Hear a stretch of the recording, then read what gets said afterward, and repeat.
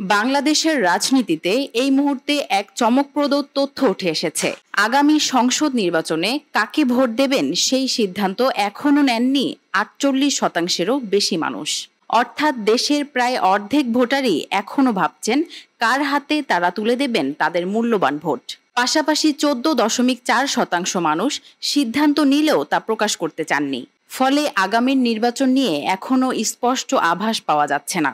BIGD বা BRAC institute of governance and development এর সাম্প্রতিক জরিপে এসব তথ্য উঠে এসেছে।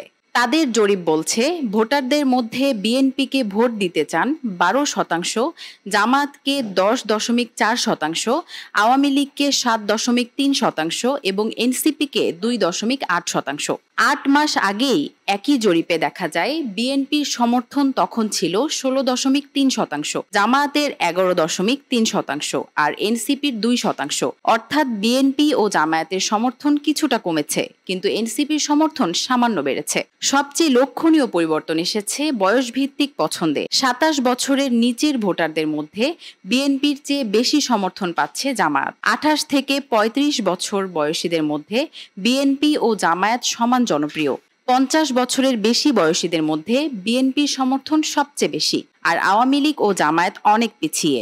জরিপে আরও জানা যায় এই মুহূর্তে ৭০% মানুষ মনে করছে আগামী নির্বাচন সুষ্ঠু হবে, আর ১৫% মনে করে সুষ্ঠু হবে না। এই আস্থা ও সংশয় দুটোই রাজনৈতিক কৌশল নির্ধারণে গুরুত্বপূর্ণ ভূমিকা রাখবে।